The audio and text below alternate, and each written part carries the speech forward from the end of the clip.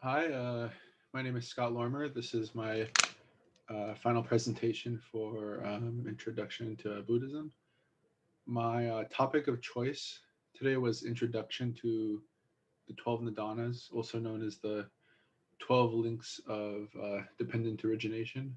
Um, let's see if this works. All right. Okay.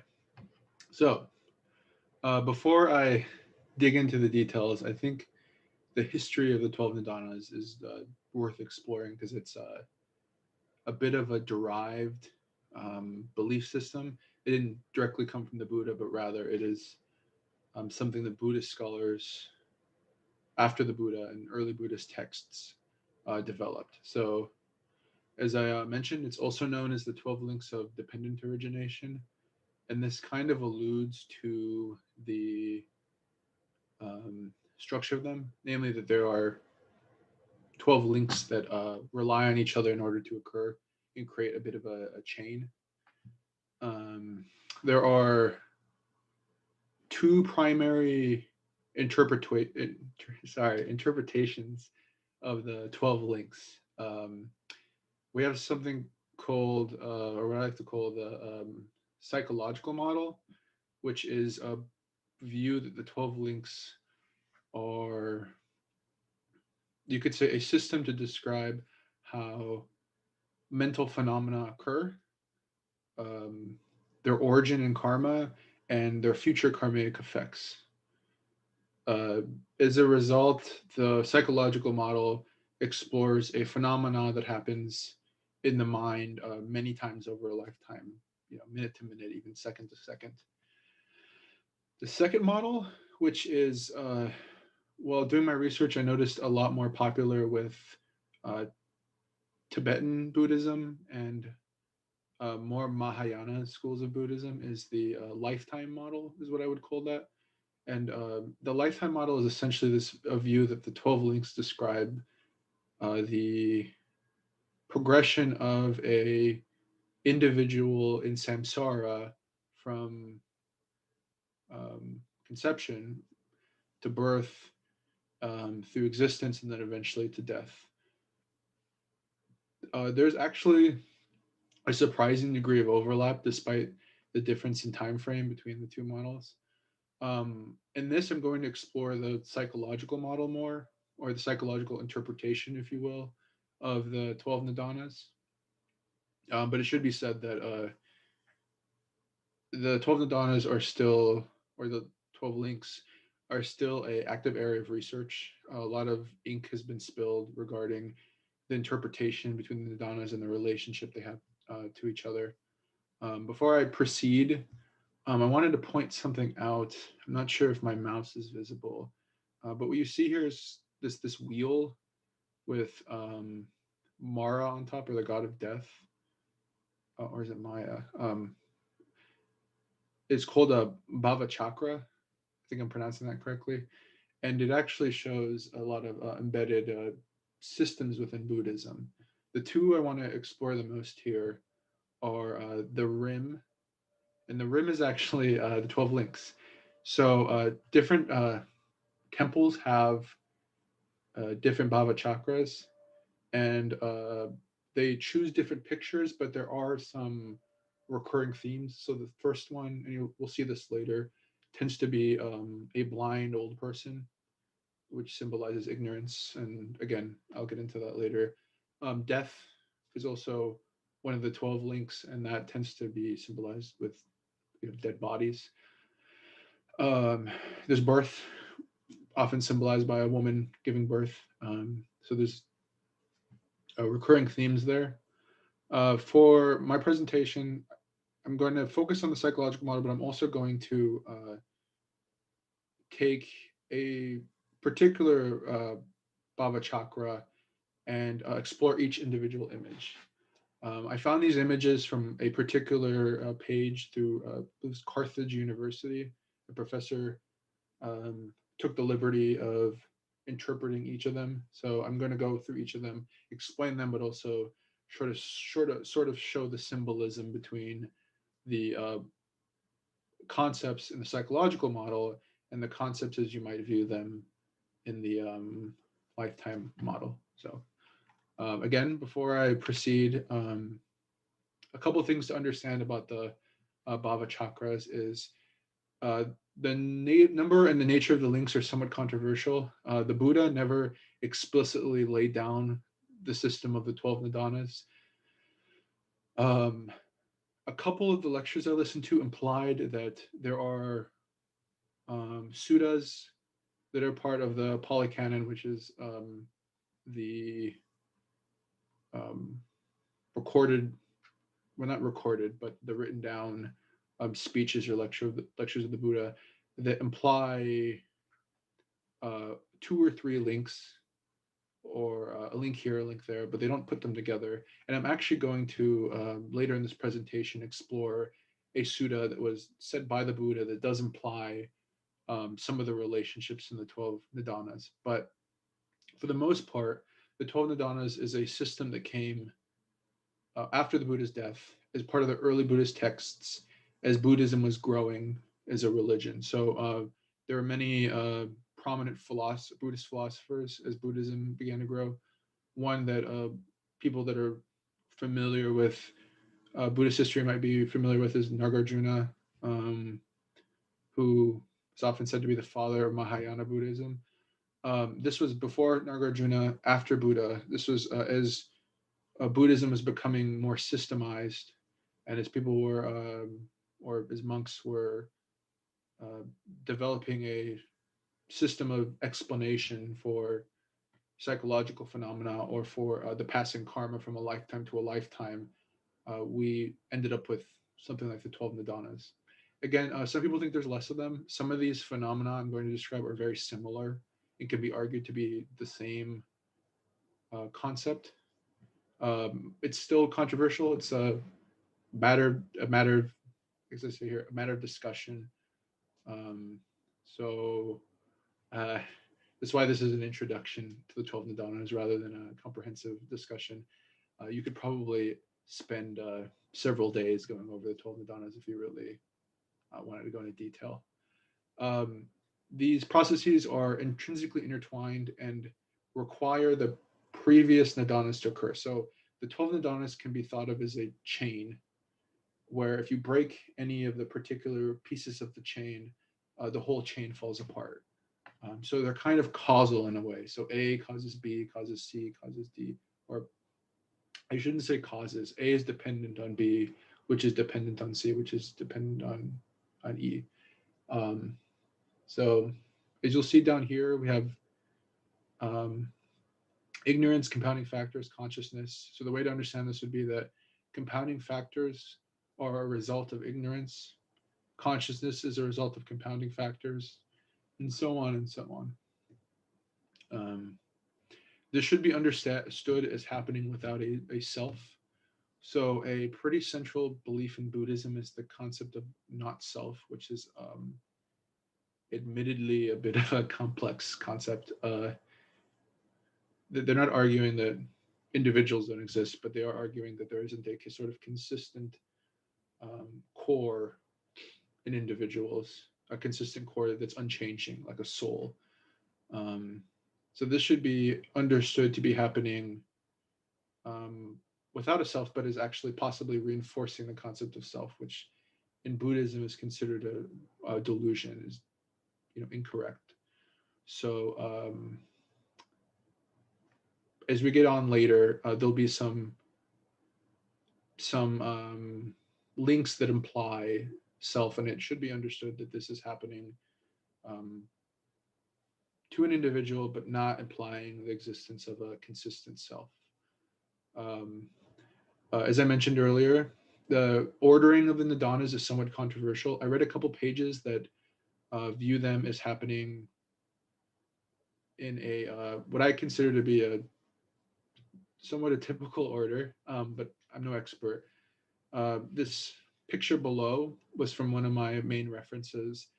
They view the Nidanas as being split into what they call impelling causes. Impelling causes being things that uh, allow stage two or actualizing causes to happen. So they are the sort of karmic backbone. If you did something that has karmic consequences, the impelling causes are what lead to the eventual actualizing causes.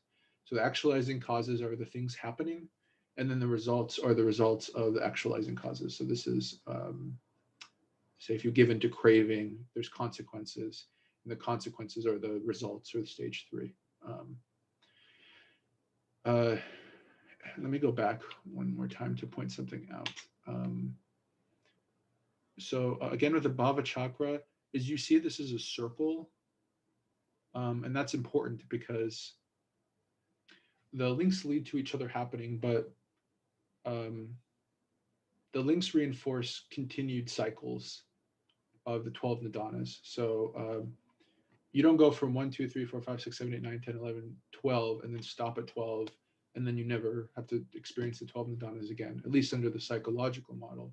Rather, the nidanas have consequences that lead to future um, turns of the wheel, if you will, future continuation along the 12 nidanas. So something kind of clever here is the reason it's a circle is because it's a loop. Um, and yes, so that's something to understand as I go through all 12 of them. So the 12 nidanas are in order, again, somewhat controversial, but in the order that I found for the most part, for most resources, was ignorance leads to preliminary factors, leads to consciousness, leads to name and form, or what I dub distinction, which leads to sense, contact, feeling or sensation, thirst, um, clinging or grasping, reinforcement, birth, and then death or secession. And I'm going to go ahead and explore each of the 12 of these and try to explain in some detail what they mean and how they relate to each other. So the first, and what I would argue the most important link, is the first one, or ignorance. Ignorance is an incorrect perspective that leads to continued mental formations that keep somebody in samsara, which is the cycle of suffering, or the cycle of continued existence. Um, Ignorance is pretty broad sweeping. It doesn't mean ignorance of A or ignorance of B. It can mean ignorance of how the world works, of the consequences of specific actions. And by that, I mean, if I get this thing I want, I'll be happy, rather than, I'll want something else. Um, as our ignorance of the four noble truths, or three marks of existence, what comes to mind for me there is impermanence is a big one. People tend to latch on to things that they um, want to continue forever, whether it's relationships, your health, um, your career.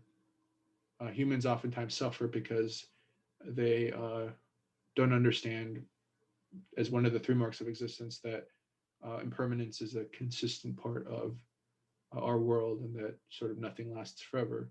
And that way, ignorance sort of impels the continuation of the cycle. Um, but in general, an ignorance of a correct view, an ignorance of how the world works, and an ignorance of how specific patterns of behavior can lead to continued samsara, or continued dukkha, which is can be thought of as like lack of satisfaction or suffering in life, is the sort of root of everything else that happens in the 12 links. It's so important, in fact, that it's part of another teaching that I'll touch on later, called the three poisons, or the three root kleshas, which are three pivotal concepts that are the, I guess you could say, root of continued samsara and continued dukkha. And ignorance is one of the, and some argue the most important of the three root kleshas. So there is a subtle distinction to be made about ignorance, and this is I guess, a topic of debate. Ignorance can mean two different things, and possibly both, depending on your understanding of Buddhism. Ignorance can either be what's a lack of correct perception or an incorrect perception, and those sound the same initially. So I want to sort of explore what the difference is. So if I were to think that something were the case and it were not the case, if I were to stand in a field and see a little black ball of fur and think that's a dog, but it's actually a bear, I would have a incorrect perception. My perception of the object across the field is not correct. The correct answer is that it's a bear, and my incorrect perception is that it's a dog. So I would be ignorant of um, what I'm looking at. That assumes that I have a positive perception or an actual perception, and that the actual perception is wrong. The other form of ignorance is not being able to access something that is true. So if I say don't understand politics, I may be ignorant of the way that the government works. I don't have an incorrect perception. I don't have a perception at all because I don't have any of the required prerequisite knowledge in order to understand how a government system works. It was on some of my resources, it was described as having like a black veil or a fog over your perception. Um, and the second one implies that one needs to practice in order to be able to access certain forms of knowledge, and that ignorance can be pushed away in that way. And the other one implies that you can correct your beliefs in order to have a more correct belief that can lead you out of ignorance. Um, it's important because as ignorance is one of the most important links to the chain, knowing how to no longer be ignorant is a large part of leaving samsara. Um, so I've read. um, Ignorance also includes attachment to the self, or a lack of belief in not self, or anatta, I believe is how it's pronounced. Um, which again, the Buddha himself discusses often as being fairly important, as is realizing not self. Um, so this picture right here is of a blind old man, or I think it was a blind old woman rather, um, which is supposed to imply ignorance. I think it's very clear. As a person cannot see, they can't see what the truth is. Um, so let's go to the next one. The second one is preliminary factors.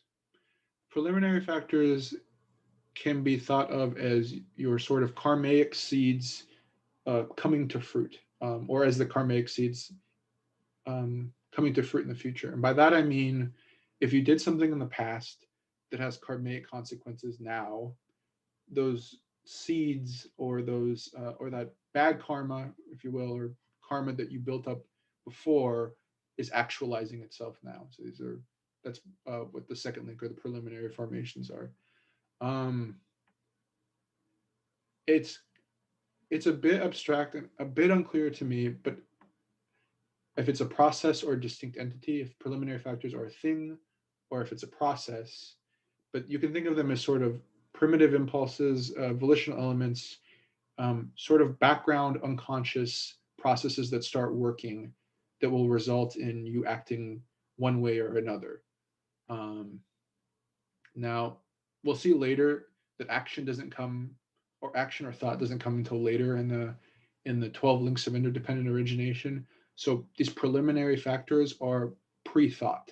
The person is, as far as I know, not aware that these processes that they've built up through their karma are about to occur. Um, I think the best way to think about this is if, say, you are a cigarette smoker and you tend to feel strong urges to smoke, um, and you smoke, what happens is by smoking, you reinforce the habit, and these preliminary factors begin to start working right before you begin to feel your urge to smoke again. So this is before you're aware, but after the last action that led to them um, being reinforced. The name in Pali for preliminary factors is kama something. So there is a strong relationship to karma being karma. There's a strong relationship to one's karma when considering preliminary factors. So preliminary factors, again, can be thought of as the karmic consequences of past actions coming to fruit in the present. The picture here is a potter. This one I've read is pretty common for the second link. Pots are, I guess, often used in ancient India to symbolize something that is being molded, something that changes over time, because pots have uses, they break, they're remade, et cetera, et cetera. So they're very versatile, and in that way, they symbolize one molding their self via their karma or their preliminary these preliminary factors. Um, Third link is consciousness. This isn't consciousness how we typically use it in the West. So it's not awareness as you would think of it. But rather, consciousness can be thought of as the storehouse or the container that the next few Nidanas are held in. Consciousness is sort of the stage that these mental phenomena occur in. Um, in a lot of ways, it can be interpreted a lot like mind. Yeah, the mind. It acts as the soil that the karmic seeds will be growing from. It's different than thought. So consciousness is not the same as awareness.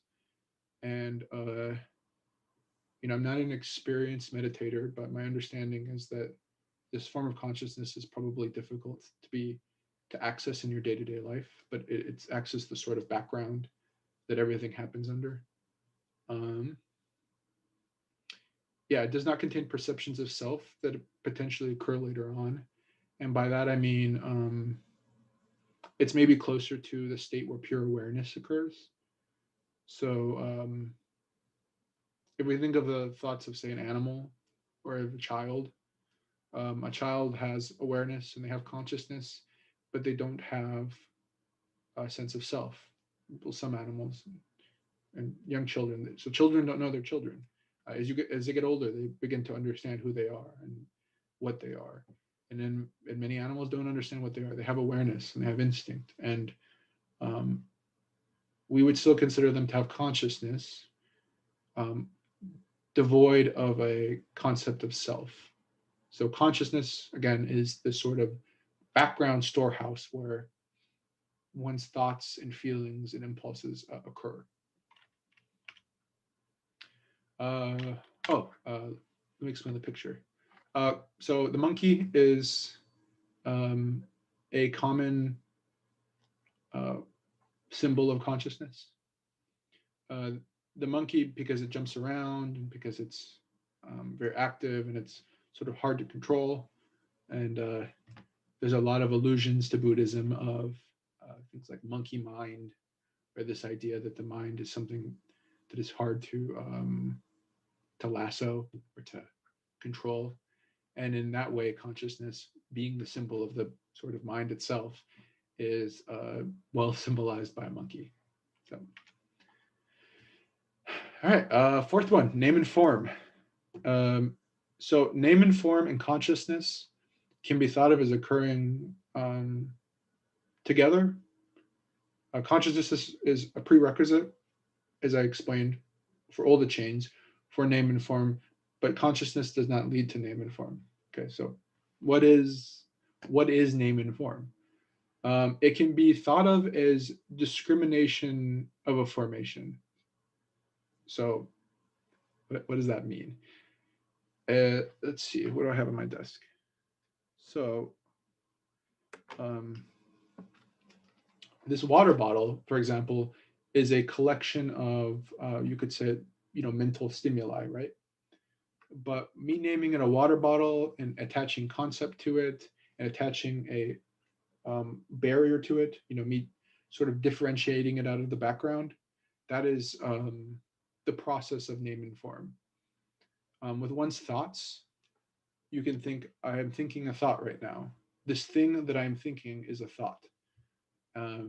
Seems kind of obvious, but the truth is that um, that is a process that one actively participates in, sort of labeling concepts and labeling ideas and um, building nets of association with those ideas is a result of this process of discrimination or discriminating things in your environment.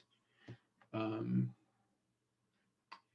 it is tied to a later um, concept of birth, which is, I believe, the 11th Nidana, or arising mental phenomena by giving a form of permanent identity. So, name and form is also where um, self occurs, or self reinforcement, which the Buddha said is a form of delusion. So, one thinks there are thoughts, I'm having these thoughts are mine. I have a lot of thoughts that are like this instead of like this. I like these things and don't like these things. I am this kind of person. I'm not this kind of person. That entire process of name of self identity starts with discriminating that sort of difference. I like this thing. I don't like this thing. This is a good feeling. This is a bad feeling. I tend to do this. I don't tend to do that.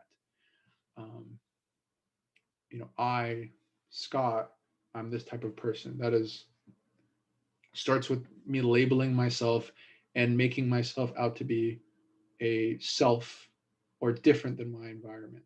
Um, so, in some ways, an understanding of name and form can help a bit with that concept of understanding not self or nada, which is one of the three marks of existence in Buddhism. So for this picture, it's two men in a boat. One of them is name, one of them is form.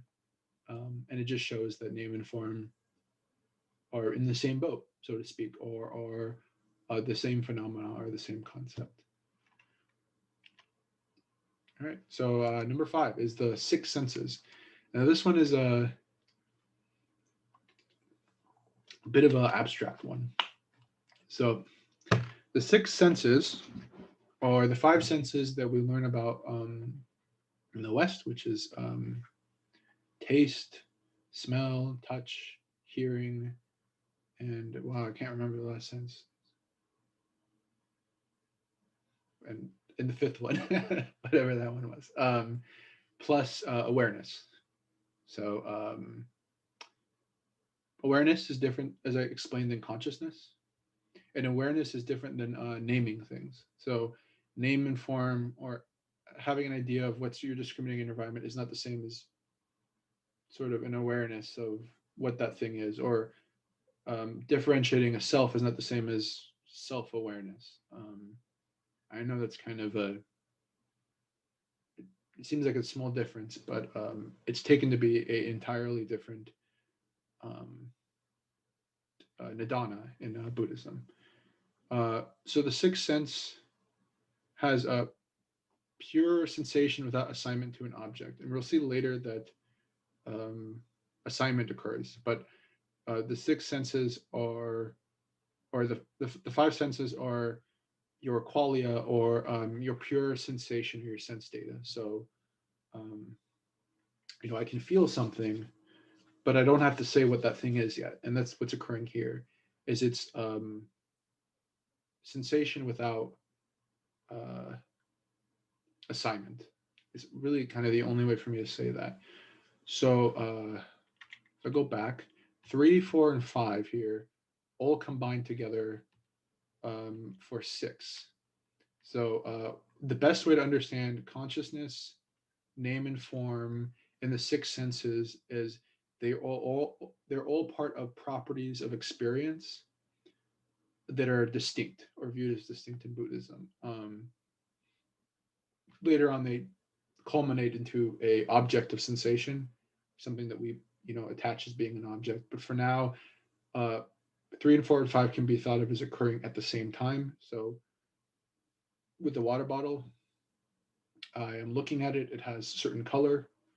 The color feels a specific way, it feels a specific way to see red, which you see here, and white, and clear.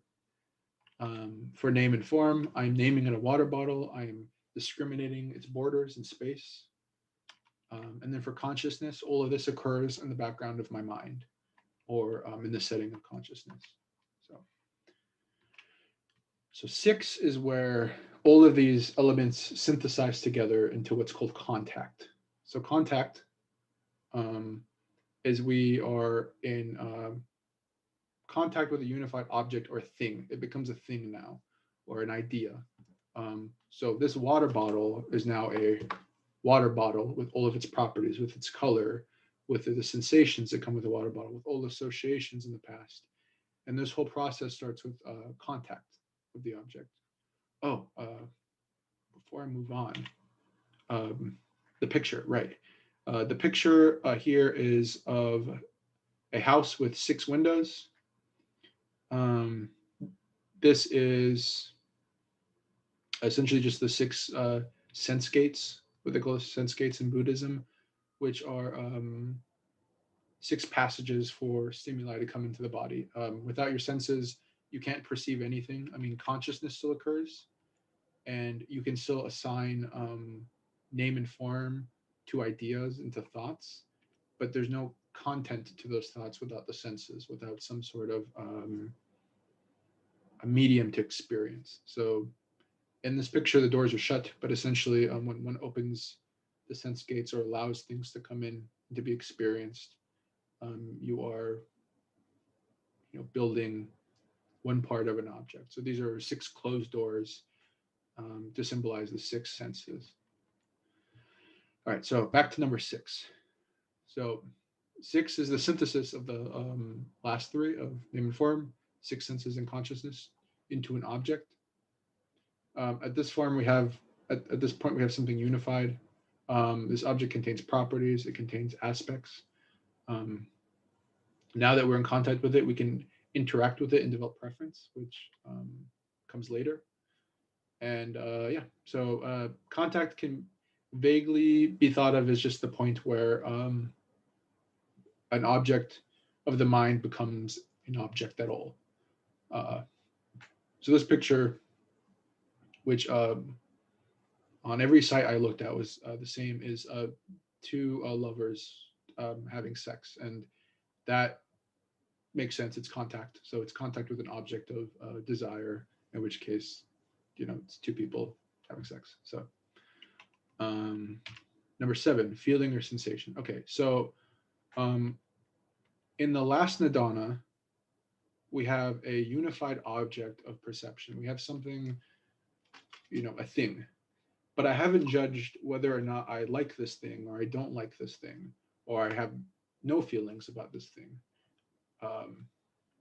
Right, but on 7, feelings or sensation, this is the point where we have an inclination towards an object. And I'm actually going to start with the photo because the photo is a very, I would consider to be a very strong example of what they mean by inclination. So this photo is of a person with, let's see if you can see my mouse, an arrow in their eye. So as you can imagine, having an arrow shot into your eye would be, if you're still alive to feel it, incredibly painful. And this is the point where most people would say, oh my God, this is the worst experience ever. This is terrible. I hate this. I'm going to die. This is bad, bad, bad, bad, bad. What you're doing there is you are beginning the process of the 7th Nidana, which is feeling or sensation. So after we made contact with an object, an inclination towards the object is created. We determine that it's a positive object, that it's a negative object, that it is a neutral object. Although the example is kind of harsh, this isn't the point yet where one has a strong reaction. This is simply the point where one has a sort of subtle tag of this is positive, this is negative, this is neutral. This concept oftentimes is mixed with the concept of self. So if I feel that I am the type of person that shouldn't like this or that should like this, then I may judge my feeling or sensation based off of self-image. So feeling or sensation or inclination is another way of putting it, is strongly tied to one's associations, things that have happened in the past, views of yourself, and then automatic reactions as well. So food preferences for the most part don't have a aspect of um, food preferences don't have an aspect of self-identity. You just taste it, it makes you feel bad, it tastes bad, and then you have a negative inclination towards that food. Um, Aversion and attachment require that sort of tagging of something as being negative or positive. And aversion and attachment are the two other of the three poisons. So, um, if you remember from earlier, I said that ignorance was one of the three poisons and arguably the most important one. The other two are aversion, which is not wanting to be near something, wanting to push something away. This often shows up as anger or hatred. I hate this thing. I don't want to be near it. I want nothing to do with it.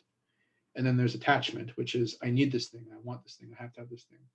Where the most extreme version of that would maybe be obsession, or yeah, I would say obsession. Obsession would probably be, or greed. Really needing something.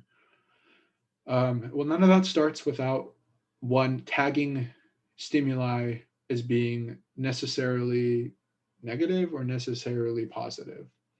And this process of feeling of sensation is one of the three processes that are very important for leading to future karma and future suffering. So when one feels something, it determines that they are experiencing something bad. They are engaging in feeling or sensation. I wanted to, before I move on to the next slide, I wanted to tell in probably somewhat of a butchered fashion. I want to talk about a Zen story that I've read a couple times that talks about feeling or sensation a bit. So the story starts that there is a general who goes through a village and he raises the village and he kills a bunch of people, and the army defending the village is scattered and run away. A bunch of people are running with the army. They're trying to get out of town, and people are going door to door and they say, "You need to get out of here. This is really bad. This general is coming into town. He's killing everybody. He's taking whatever he wants. He's razing and pillaging the place." And a young monk goes into a temple and asks the sort of master of that temple to leave.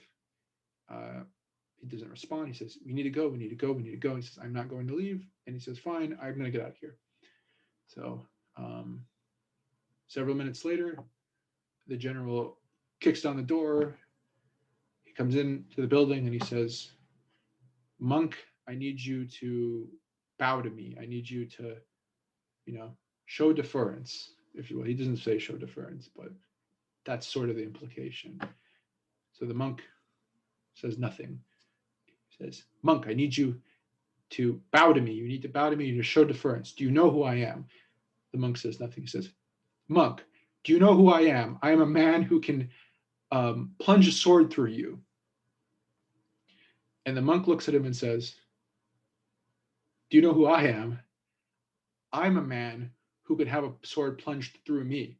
And that's the whole story. The point of that story is sort of well encapsulated by the seventh Nidana, which is feeling or sensation. I think most of us would consider the experience of having a sword put through our stomach to be incredibly bad, incredibly painful, something that we want to avoid. Um, Rightfully so. Um, One aspect of Buddhist training is this disassociation from um, labeling stimuli as purely negative or purely positive. And this concept makes itself sort of known during mindfulness. So a lot of mindfulness they teach people in the West comes out of this belief that tagging things as intrinsically positive or intrinsically negative leads to specific negative mental formations. It leads to judgments that lead to avoidance and attachment for things.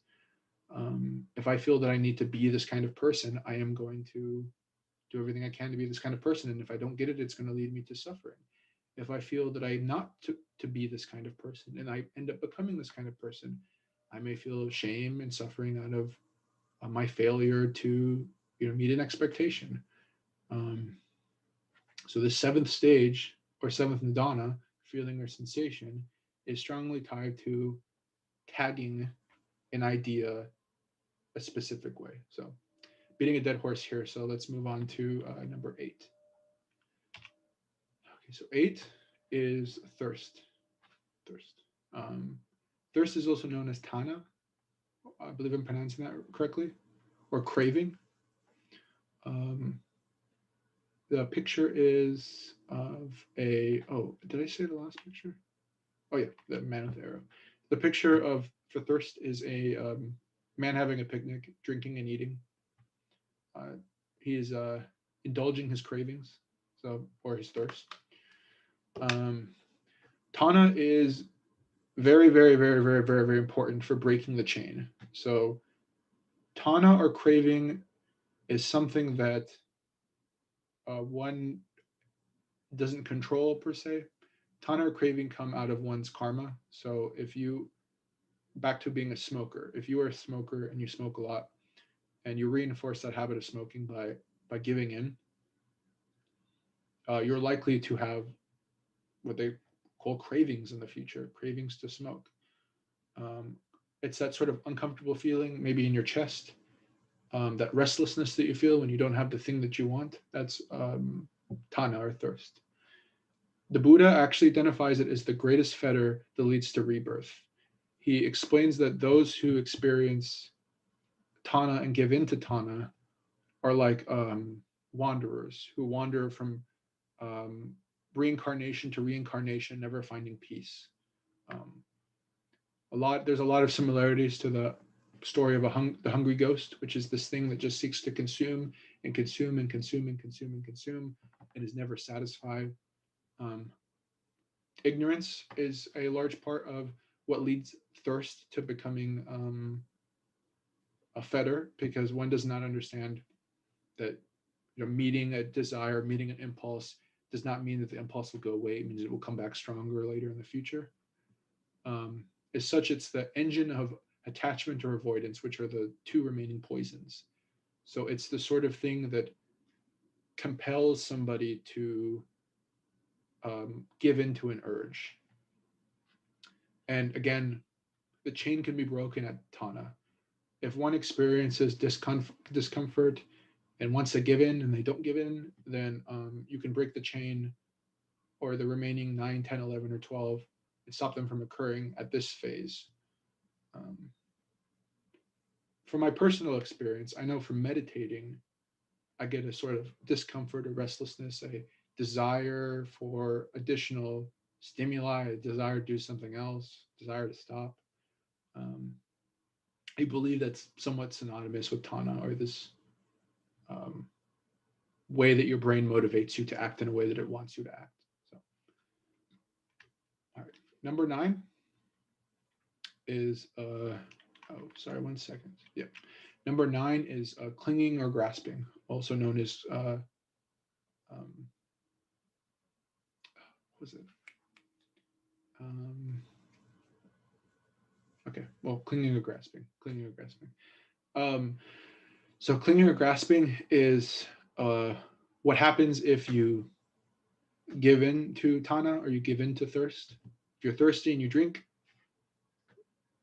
symbolically, if you're thirsty and you drink, then you are giving into a craving. Um, it's different than actually. So there's a subtlety here. It's different than acting on an urge. So action comes later. Clinging or grasping is a sort of shift that occurs in a person psychologically. So one may experience a craving and a desire for something, tana, and then they may switch to obsessing about the thing. So back to the smoker. I really want to smoke, and then I start thinking about smoking, and I look, you know, think about all these things that trigger my desire to smoke. Think about, you know, times where I smoked that I really enjoyed it. Think about how bad I feel and how I don't want to feel that way anymore. And I change my inclination or my, you know, I guess volitional state to feeling uncomfortable to trying to get the thing that I want. So this is a shift into um, obsession or into planning that will lead me to acting in a specific way. Um, Again, if we use meditation as an example, um, one may sit, feel uncomfortable and restless as they're meditating. And then once you start thinking, oh man, I really want to stop meditating. What am I doing here? Am I doing this right? These sort of thoughts, or what's called prapancha, proliferation of thoughts that occurs as one is sitting and meditating. um, Once you engage in that, you are clinging or grasping.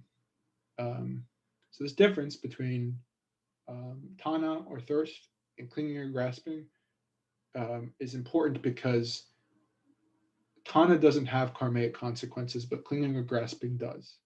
If you give in to craving, there are consequences that will lead to um, future turns of the 12 links of interdependent origination. So if you go from chain 8 to 9, you're going to complete the chain. It is at that point, you can't stop the remaining three consequences from occurring. So between 8 and 9, it's very, very important to, if you're sort of dedicated to that Buddhist cause of escaping suffering, the connection between Tana and I think it was Upadana, I don't recall, but grasping is really important. It's really important to sort of uh, break that relationship.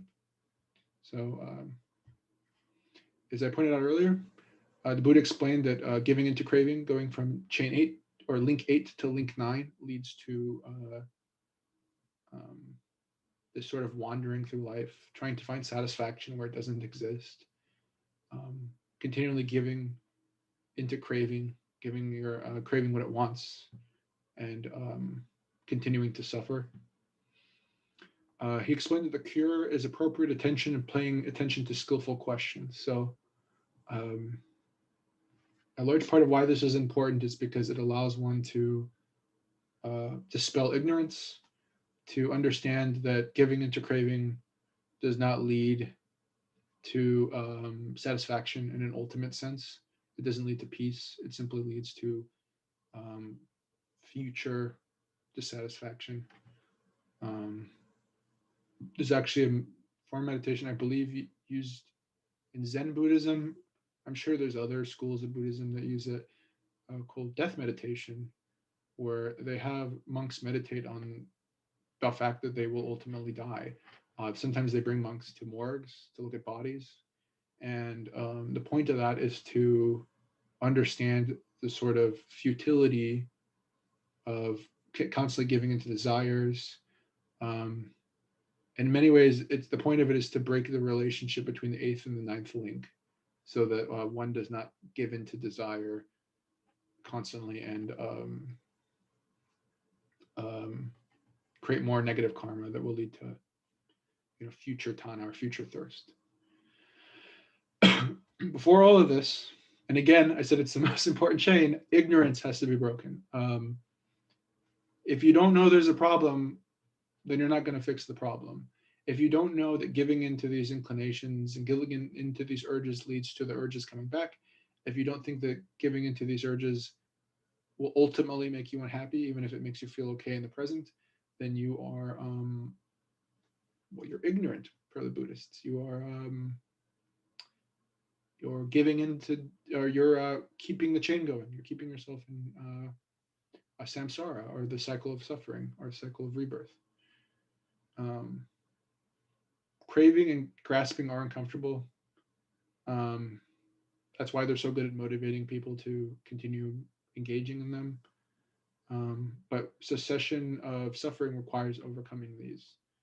Um, Craving and grasping themselves can be seen as forms of suffering. I think we all know what it's like to be hungry, really thirsty, really restless, wanting something or wanting to be away from something, avoidance, be away from something, or wanting something, attachment. And yep, craving and grasping only occur because of previous reinforcement and previous giving into desire. So Regarding reinforcement, we have chain number 10, reinforce or link number 10. Reinforcement is also called becoming. Um, from the resources I used, I felt reinforcement was the most appropriate to, I guess, sort of a Western understanding of the 10th link. It's one of the three consequences of the first of the series of 789 of the Tana um, and giving into essentially giving into craving.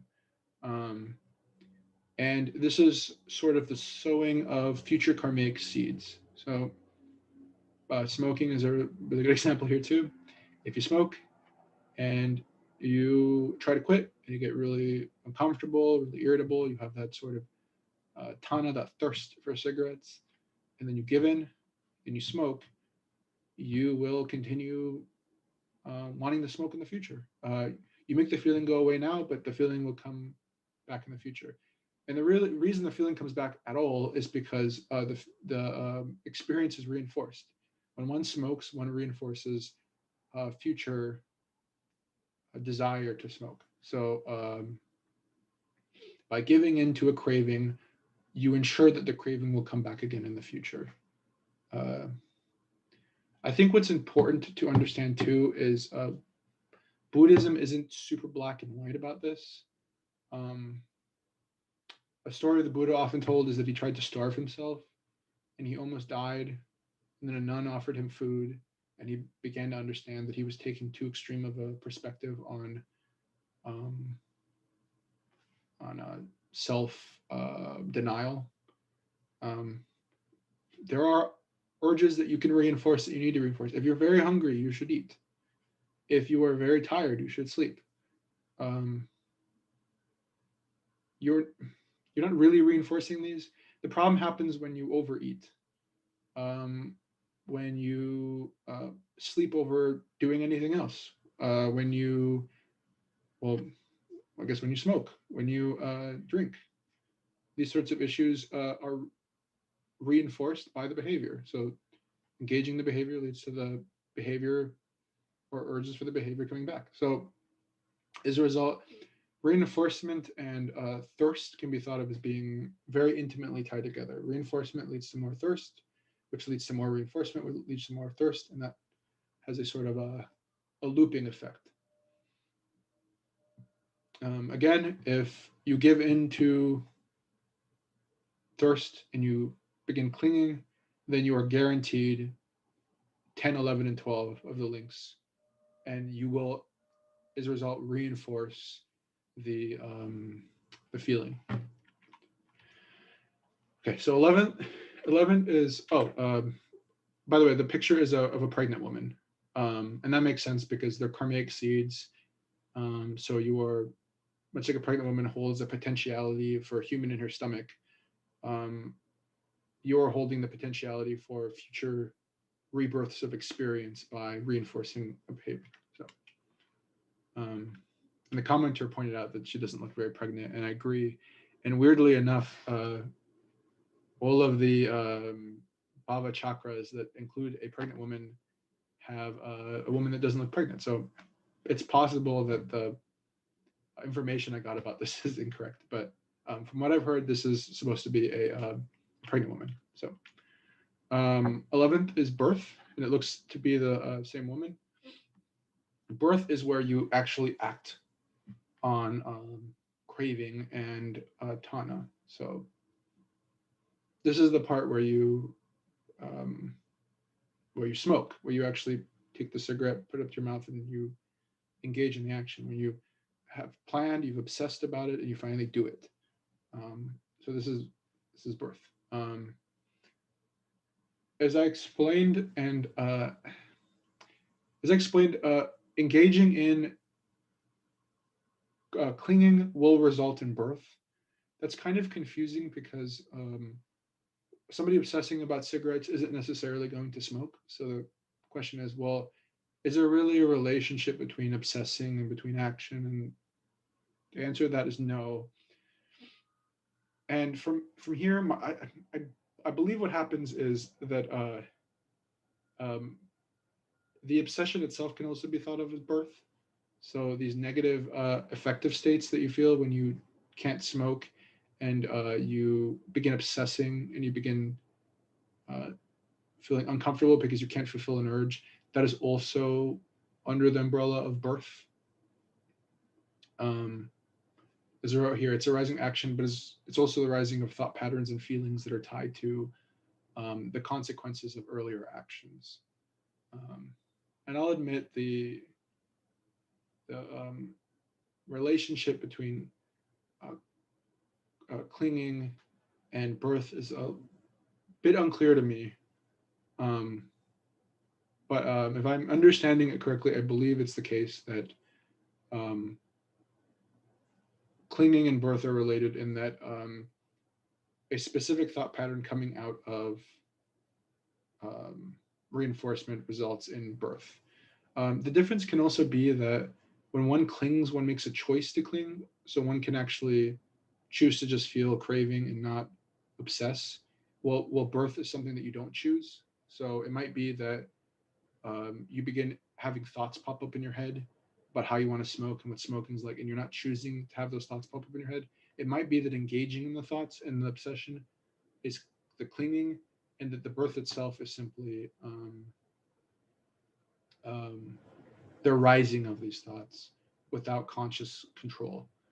Um, I know that some of the other models of the 12 Nidanas put birth before even thirst or craving. Um, Kind of makes sense to me in that, the rising of these actions or these thought patterns may happen before one chooses to actually engage in those thought patterns. Um, and as I mentioned, the ordering of the 12 Nidanas is somewhat controversial, but we're just going to stick with it as 11 because of its relationship to the next one. Um, so you can have restraint with birth, but there's still going to be karmic consequences. So if you choose to obsess regarding smoking, but you rein yourself in last minute and you don't smoke a cigarette, that obsession will still lead to future obsession. Um, and it's the second of the three consequences of giving into craving and clinging. So, oh, yeah, woman giving birth. And the last is death. So, death is pretty straightforward. It's the falling away or decay of a process that occurred in birth. Um, all thoughts, even negative ones, do eventually fall away. All states do eventually fall away. Um, Death is a result of or requires birth because one does not have one's emotions fall away without the emotions occurring in the first place. So death is sort of implied by the Buddhist idea of impermanence, is that these affective states that are born eventually fade away. So it's a final consequence of the 789 series, and the chain ends here and can reset again. So picture is of a collection of bodies in the background. I believe that's a vulture and a snake. And then there's a man here carrying a body, probably up a hill, something like that. So the fundamental question here is, why does any of this matter? Why should any of us learn the 12 Nidanas? Why should a Buddhist learn the 12 Nidanas? They're very, very important. So a basic understanding or the basis for understanding the workings of the mind is the 12 Nidanas. So although many people disagree about the ordering of the 12 Nidanas, concepts like the idea that craving leads to action that leads to reinforcement and so on is pretty well established in even, you say, Western psychology. Um, Ideas of karma are supported by the 12 Nidanas. So it builds a basic framework of how indulging in certain actions can lead to those actions leading to cravings in the future. So it gives a sort of structure for a Buddhist to understand the workings of their mind and how they can direct practice as well. So understanding that the chain can be broken at between 8 and 9, between craving, and clinging is important. It's important understanding what you're trying to achieve while meditating. Um, it's important in dispelling ignorance, which is supposed to be one of the worst, or the worst of the three poisons. Um, if you look at the picture down here, um, the very center of the Bhava chakra is the three poisons, and that is intentional to imply the centrality of the concept. We have a cock, a snake, and a boar. So the boar is supposed to be ignorance. I believe the cock is attachment or hatred because they're very angry, and the snake is avoidance. I don't know why the snake is avoidance, but as you can see, an understanding of the 12 Nidanas can also help us understand one of the most central teachings in Buddhism, which is the concept of the three poisons, which itself is actually supported by the Buddha. So the Buddha himself did discuss the three poisons: the role of ignorance, the role of attachment, and the role of avoidance in reinforcing behavior. But this framework of the 12 Nidanas helps us create a more complex sort of philosophical or psychological backdrop to understand um, how karma works, how our behaviors can lead to continued suffering. As a result, I think the 12 Nidanas and a solid grasp of them is incredibly important for a practicing Buddhist. Yeah, so let's see. Okay, so that is my presentation on the 12 Nidanas. I hope it was enlightening. If you have any questions, I'd be glad to answer them. Again, this is a very kind of elaborate concept, and I feel that I only really scratched the surface on the 12 Nidanas. If you found this presentation interesting, I definitely encourage you to continue research on your own and get an idea of the working of the 12 links of interdependent or dependent origination. And this has been a concept I've wanted to explore for a long time, and I'm really glad I have a reason to now. So yep, here's my bibliography. I just want to pay attention or point to my last source, which is this page by a professor, J.G. Lochtenfeld, on the 12 Nidanas. I got my 12 pictures of these guys from that page, as well as an understanding of what the pictures mean. So I just wanted to, thank Professor Lochtenfeld for his webpage. So thank you for watching our presentation.